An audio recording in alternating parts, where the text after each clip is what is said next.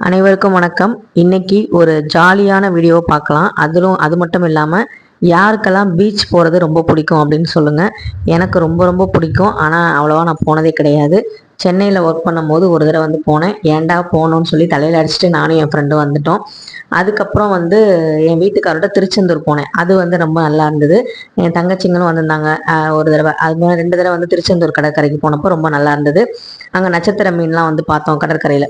அடுத்தது வந்து பார்த்தீங்கன்னா பூம்புகார் போயிருந்தேன். ஃபர்ஸ்ட் டைம் நான், அதாவது சிலப்பதிகாரம் கதையை, கோவலன் கண்ணகியோட அந்த கதை எல்லாமே நான் வந்து பாடத்தில் படிக்கும்போது நான் படித்தது தான். அது வந்து எப்படி இருக்கும் நமக்கு தெரியாது.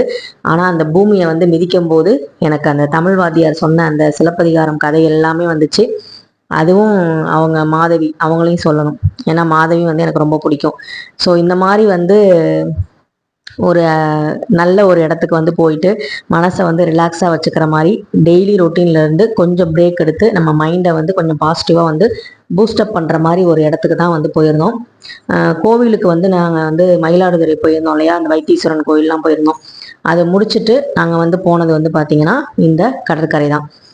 அதுவும் வந்து பார்த்திங்கன்னா எங்கள் வீட்டுக்காருக்கு இந்த ஹார்பரில் போய் மீன் வாங்கணும் அப்படிங்கிறது ரொம்ப ஆசை.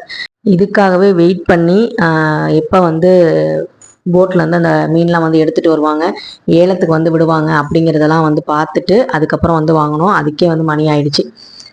அதுக்கப்புறம் அந்த கடலில் வந்து கடற்கரை ஓரமாக வந்து கடையெல்லாம் போட்டிருப்பாங்க இல்லையா, அங்கே வந்து பார்த்திங்கன்னா ஒரு மீன் கடை இருந்தது. அதை பார்த்தோன்னே யோகிக்கும் தம்பிக்கும் வந்து பார்த்திங்கன்னா ஒரே ஒரு குஷி ஆயிடுச்சு. ஸோ டிரைவர் தம்பி அவங்களுக்கும் வந்து பார்த்திங்கன்னா ரொம்ப வந்து சரி பையன் ஆசைப்பட்றான், நான் வாங்கி தரேன், நீங்கள் சாப்பிட்றேன் பரவாயில்லன்னு சொல்லி அவர் தான் வாங்கி கொடுத்தாரு. சரி கோவிலுக்கு போயிட்டு ஏன்டா அதெல்லாம் சாப்பிட்றேன்னு சொல்லி கேட்கும்போது, அம்மா சாமிலாம் கும்பிட்டாச்சுமா, இனிமேல் வந்து எனக்கு எந்த பிரச்சனையும் இல்லைம்மா அப்படின்னு சொல்லிட்டு அவன் பாட்டுக்கு சாப்பிட ஆரம்பிச்சிட்டான். சரி நம்ம வந்து கண்ட்ரோல் பண்ணலாம், ஆனால் வந்து அவங்கள கண்ட்ரோல் பண்ண முடியாது. சரி சாமி தான் நல்லபடியாக கும்பிட்டானேன்னு சொல்லிட்டு நானும் வந்து விட்டுட்டேன். அதுக்கப்புறம் வந்து கருவாடு வந்து அங்கே நிறைய வந்து விற்றாங்க. டிசைனாக இருந்தது. எந்த வெரைட்டியில் எது வாங்குறதே தெரில. நான் வந்து ப்ரான் கருவாடும் அதுக்கப்புறம் வந்து துண்டு கருவாடு வந்து நிறையா வச்சுருந்தாங்க. அது பேர் என்னமோ சொன்னாங்க, மறந்துட்டேன். அந்த கருவாடு வந்து கொஞ்சம் சதை பகுதியாக இருக்கிற மாதிரி வாங்கினேன். நெத்திலி கருவாடு நான் வாங்கலை.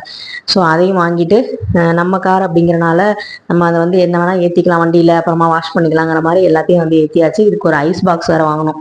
அதுதான் நான் போன வாரம் வந்து ஞாயிற்றுக்கிழமை ப்ரான் வந்து செஞ்சுருந்தேன். அதில் வந்து காமிச்சிருந்தேன், இது வந்து வாங்கிட்டு வந்தது அப்படின்னு சொல்லிட்டு. அந்த பாக்ஸ் எல்லாம் வந்து 150 ரூபா கொடுத்து வாங்கி அதில் வந்து மீனும் அந்த ப்ரானும் வந்து டைரெக்டாக வந்து கடற்கரையிலேருந்து கையோடு வந்து கூட்டிகிட்டு வந்த அந்த மீன் தான். ஸோ இது எல்லாமே ரொம்ப நல்லா இருந்தது. எனக்கு கோவிலுக்கு போயிட்டு வந்து ஒரு சகோதரி கூட கேட்டிருந்தாங்க, கோவிலுக்கு போயிட்டு வரும்போது நான்வெஜ் வந்து சாப்பிட்லாமாக்கா சாமி கும்பிட்டதுக்கப்புறம் அப்படின்னு. என்ன கேட்டால் வந்து பார்த்திங்கன்னா அந்த பாசிட்டிவ் எனர்ஜி இருக்கணும் அப்படின்னா சாப்பிடக்கூடாதுன்னு தான் சொல்லுவேன். ஆனால் நம்மளை சுற்றி இருக்க ஆட்கள், நம்ம வீட்டு ஆட்கள் யாரும் நம்ம பேச்சை வந்து கேட்க போகிறதில்ல. அதனால ஒரு பஞ்சாயத்து வந்து கூடிரும். அப்புறம் நமக்கும் டென்ஷன் ஆயிரும். அப்புறம் கோவிலுக்கு போயிட்டு வந்த நிம்மதி சுத்தமாக இல்லாமல் போயிடும். அப்படிங்கிறனால சரி பரவாயில்ல, அவங்க இஷ்டப்படி இருங்க, நம்ம இஷ்டப்படி நம்ம இருந்துக்கலாம் அப்படிங்கிற மாதிரி தான் வந்து யோசிச்சிருந்தேன் நான். ஸோ அது வந்து பார்த்திங்கன்னா கோயிலுக்கு போயிட்டு வந்து நம்ம வந்து சாப்பிட்லாம் அப்படிங்கிறது அது தேவையில்லை. அது சாப்பிடாம இருக்கிறது நல்லது அன்றைக்கி ஒரு நாள். ஏன்னா நம்ம பிரசாதம் இதெல்லாம் வந்து கொண்டு வருவோம், அதை வந்து நம்ம சாமிகளை கொண்டு போய் வைக்கணும் அப்படின்னு நினைப்போம்.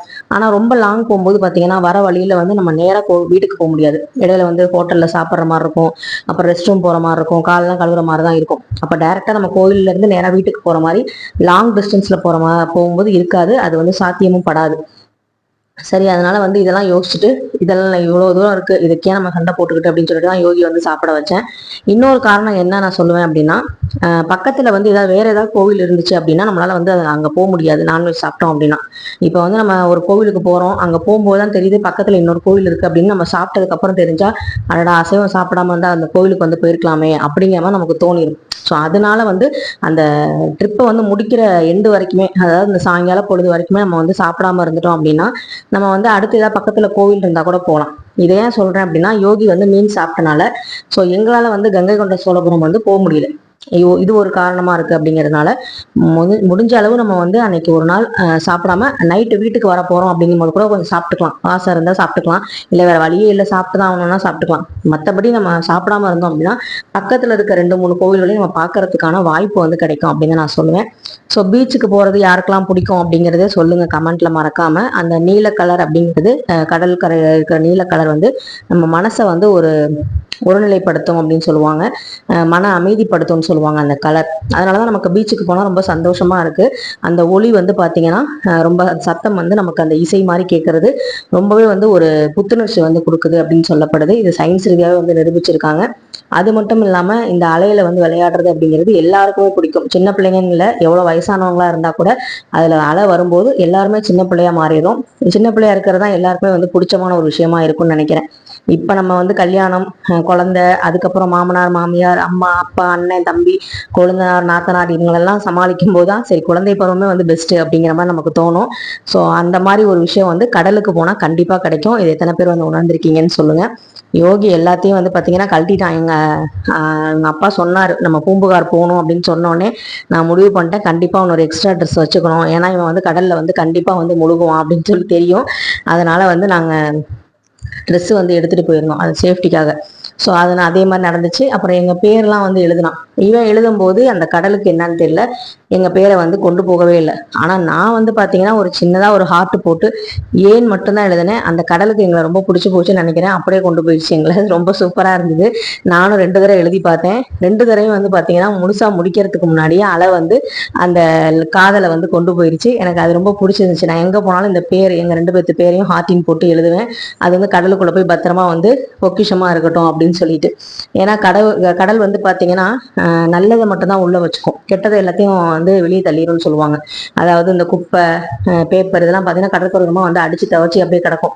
ஆனா பாத்தீங்கன்னா நல்ல விஷயங்கள் எதுவுமே அந்த முத்து பழம்லாம் வந்து வெளியே வந்து கிடக்காது. ஸோ அது மாதிரி நம்மளோட காதலும் வந்து பத்திரமா கடலுக்குள்ளேயே இருக்கட்டும் அப்படின்னு சொல்லிட்டு நானும் வந்து எப்பவுமே அதை பதிவு பண்ணுவேன். நிறைய பேர் வந்து பாத்தீங்கன்னா இந்த கத்தாழை, இந்த முள்ளு செடியெல்லாம் வந்து பேரை வந்து எழுதுவாங்க இல்லையா, அந்த மாதிரி வந்து நான் கடற்கரைக்கு போனா எங்க பேரை வந்து எழுதிடுவேன். அந்த காதலை வந்து கடலுக்குள்ள வந்து இப்படி புதைச்சி வச்சுக்கணும் அப்படின்னு சொல்லிட்டு எனக்கு ஒரு ஆசை. அதையும் நம்ம பிரபஞ்சத்துக்கிட்ட சொல்ற மாதிரி ஒரு விஷயம் தானே. கடலும் வந்து ஒரு பிரபஞ்சம் தான், அதுக்கும் சக்தி இருக்கு, அதுக்கும் நிறைய நல்ல விஷயங்கள் இருக்கு. அங்கதான் மகாலட்சுமி வந்து அவதரிச்சாங்க அப்படின்னு நமக்கு தெரியும். ஸோ இந்த மாதிரி நிறைய விஷயங்கள் இருக்கும்போது நம்மளும் பேரும் அங்க வந்து இருக்கட்டும் அப்படின்னு எனக்கு ஒரு ஆசை. இந்த மாதிரி சின்ன சின்ன ஆசைகள்லாம் வந்து கடலுக்கு போனா மட்டும் தான் தோணும். வீட்டுக்கு நீங்க ரொட்டீனா வந்துட்டீங்க அப்படின்னா இந்த மாதிரி விஷயத்த படத்துல பார்த்தா இல்ல யூடியூப்ல பார்த்தா கூட நம்மளால ரசிக்க முடியாது. நேர்ல போய் நம்ம அந்த காலை நினைக்கும் போது அவ்வளோ வந்து ஒரு மனசு வந்து ரிலாக்ஸ் ஆனதை நான் ஃபீல் பண்ணேன். அங்கேருந்து வர மனசே இல்லை. ஆனா என்ன பண்றது, வீட்டுக்கு வந்து தானே ஆகணும் அப்படின்னு சொல்லிட்டு வந்தாச்சு. அந்த பாறை மேல நின்று போட்டோலாம் எடுக்கும்போது கிளைமேக்ஸ்ல ஹீரோ ஹீரோயின் வந்து பிரேக்கப் ஆகும்போது அந்த இடத்துல இருந்து தான் பேசுவாங்க. அந்த கடல்ல இருக்க பாறை மேல நின்று அலை வந்து மேல வந்து ஹைட்டா வரும். அப்போ வந்து அப்படியே அதிர்ச்சியா வந்து ஒரு ரியாக்ஷன் கொடுப்பாங்க. அதெல்லாம் ஞாபகம் வந்துச்சு.